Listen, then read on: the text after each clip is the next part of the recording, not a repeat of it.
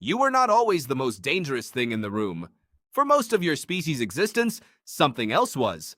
Something bigger, something faster, something with claws, venom, or jaws wide enough to swallow your skull. You were not an apex predator. You were not even close. For millions of years, you were prey.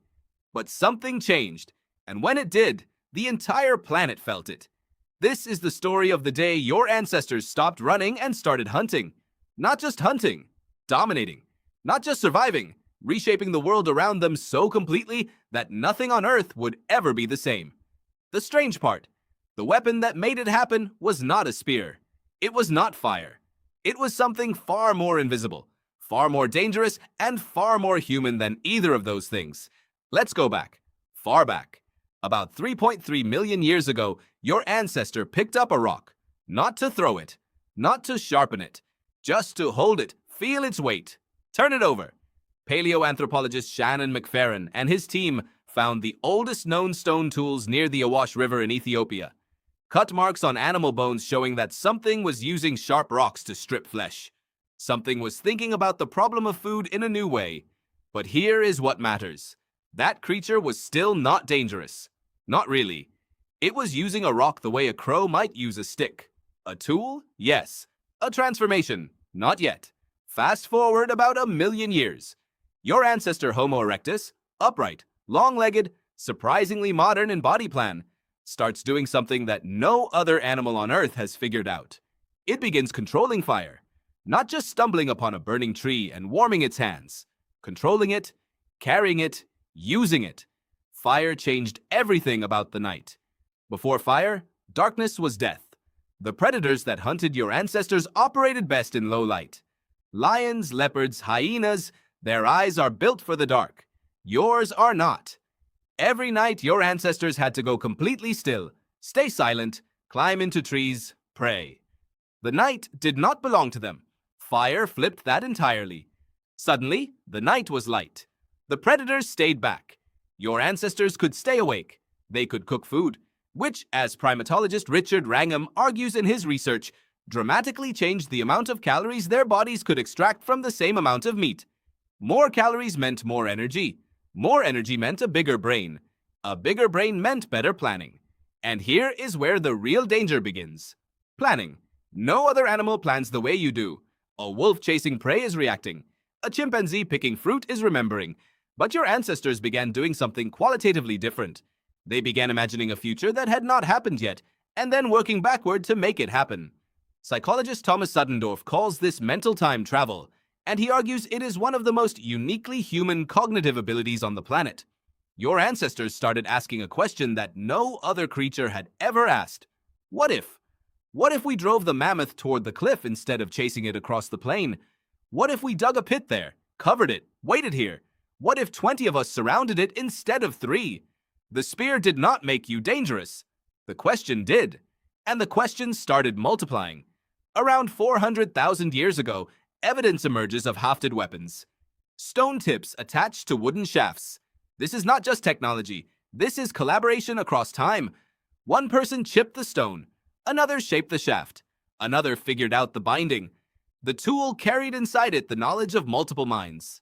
Anthropologist Kim Sterelny calls this cumulative culture the ability to stack knowledge generation after generation, each group building on what the last one learned.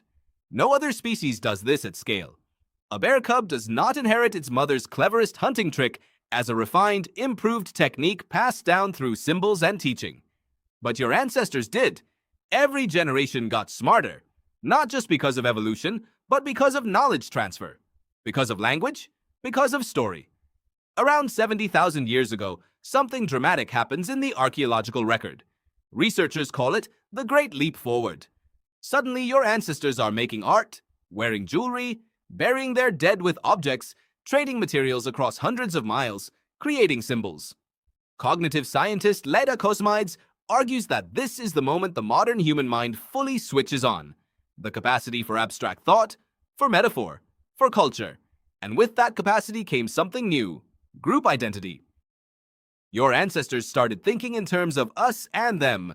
Not just my family, but my tribe, my people.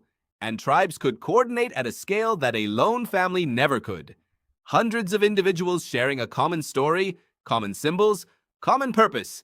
A mammoth that could crush a single hunter could not stand against a coordinated group of 40, armed with hafted spears, working a plan they had practiced together. The megafauna extinctions tell the rest of the story without words. Everywhere your ancestors migrated, the large animals disappeared. North America, gone. South America, gone. Australia, gone. Not over millions of years. Over thousands. Over hundreds in some cases. Woolly mammoths, giant ground sloths, cave lions, short-faced bears, diprotodons, creatures that had survived ice ages, volcanic eruptions, asteroid impact aftershocks, could not survive the arrival of one particular primate with a spear and a plan. Paleontologist Paul Martin called it the Blitzkrieg hypothesis. Your ancestors did not stumble into a slow ecological shift. They arrived and they hunted. Fast. Efficiently. Mercilessly. Not because they were cruel, but because the animals they were hunting had never evolved a fear of anything shaped like them. Think about that. These enormous animals had no instinct to run from you. They had no category in their nervous system for, this small creature is coordinating with 30 of its relatives to drive me off a cliff. You were a new kind of predator, a kind the planet had never seen. And the strangest part of all of this is where the real danger was located. It was not in your arm. It was not in your grip strength or your endurance, though humans are among the best endurance runners on Earth. It was not even in your tools. It was in your head. Specifically, in your ability to share what was in your head with other heads. Anthropologist Robin Dunbar's research on brain size and social group size suggests that the human neocortex evolved in large part to manage complex social relationships. You can track who knows what, who owes whom, who lied last season, who is trustworthy.